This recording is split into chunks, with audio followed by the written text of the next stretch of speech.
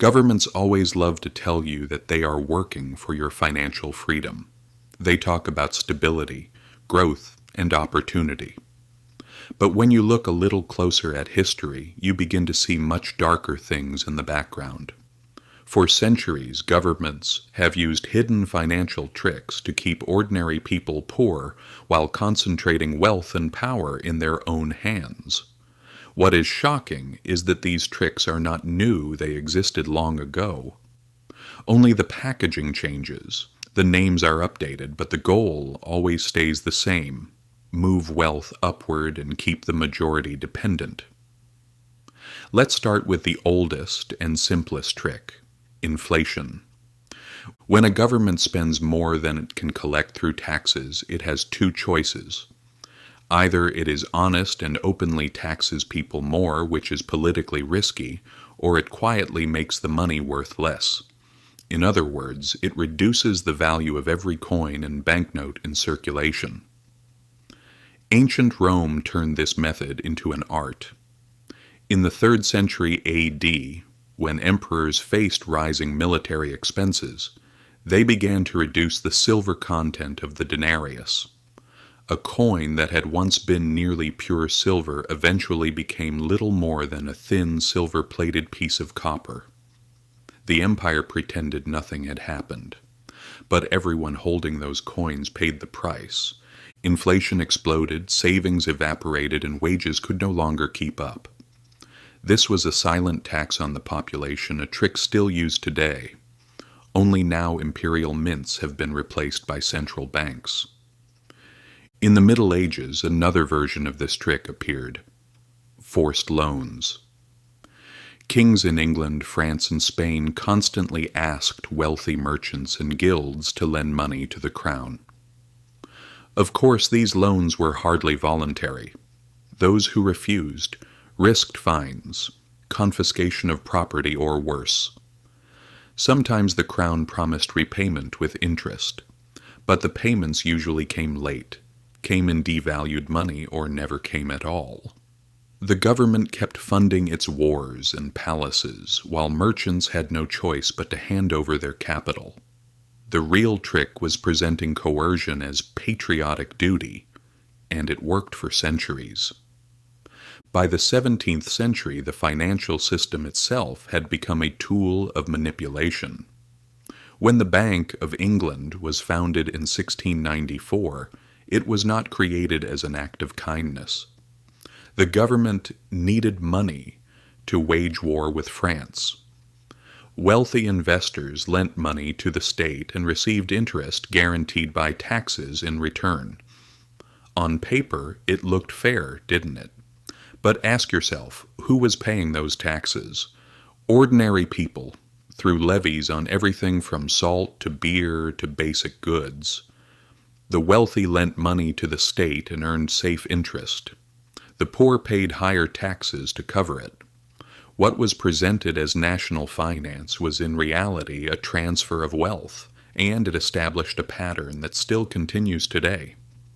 It is no coincidence that lending to the government is considered the safest investment in the world. Those returns are ultimately guaranteed by the labor and consumption of the public. Fast forward to the present and you see these tricks everywhere. Take budget deficits. Governments take on massive debts, and investors, banks, and foreign countries buy those debts. Politicians tell people it is for infrastructure, jobs, or social programs. But much of the money goes to defense contractors, corporate subsidies, and bailouts. When it is time to pay back the debt, instead of saving at the top, they raise taxes, inflate the money away, or cut social programs. The trick is this: the debt looks like it is for the people, but the burden falls on the public while the profits go to bondholders. Then there are bailouts. During the 2008 crisis, banks took insane risks, sold toxic loans, and brought the global economy to the brink of collapse. Who paid the bill? Ordinary taxpayers through enormous bailout programs. And who benefited? The same banks, only now even stronger. The trick was obvious. Profits are private, losses are socialized. And the public was told it was necessary to save the system. Even pensions and retirement systems are part of a subtle game. For decades, people in the US, the UK, and Europe have poured money into government-managed retirement systems, trusting it will be there when they grow old. But governments often do not actually save this money. They spend it immediately and leave behind only IOUs. The system quietly relies on this assumption. When the bill comes due, future generations will pay. It is like an intergenerational Ponzi scheme wrapped in official language. As populations age, the system becomes unsustainable.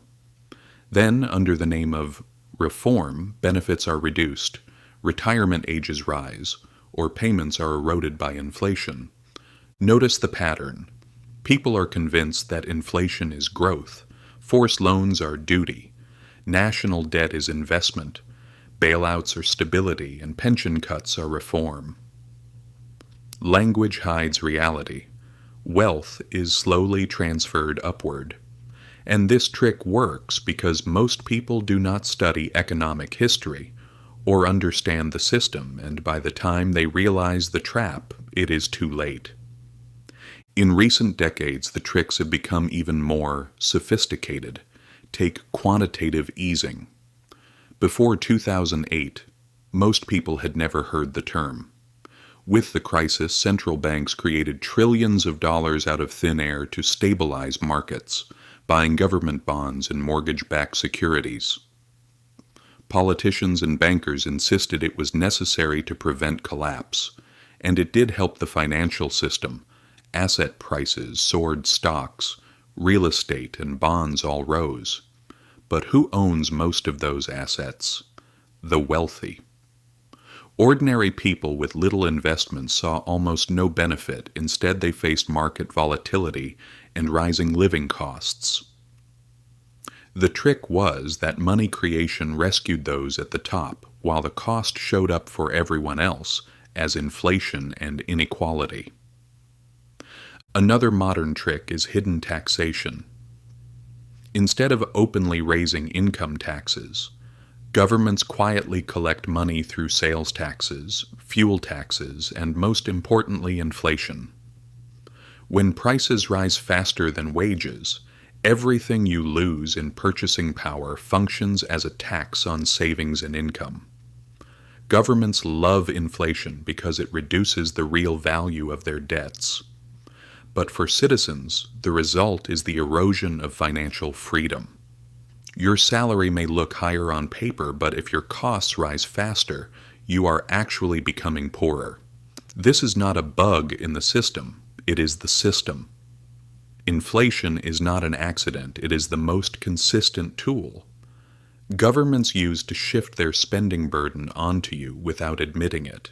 There is also regulatory capture.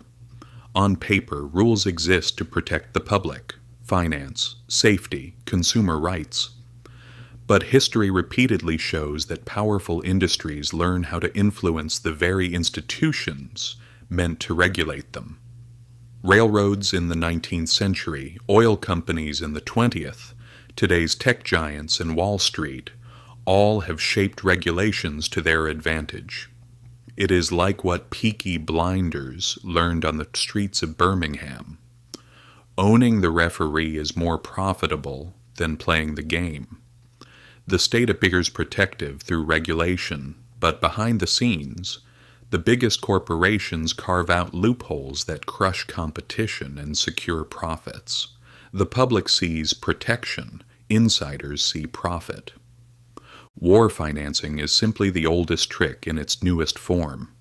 During World War I and II, governments sold massive war bonds, presenting them as patriotic duty.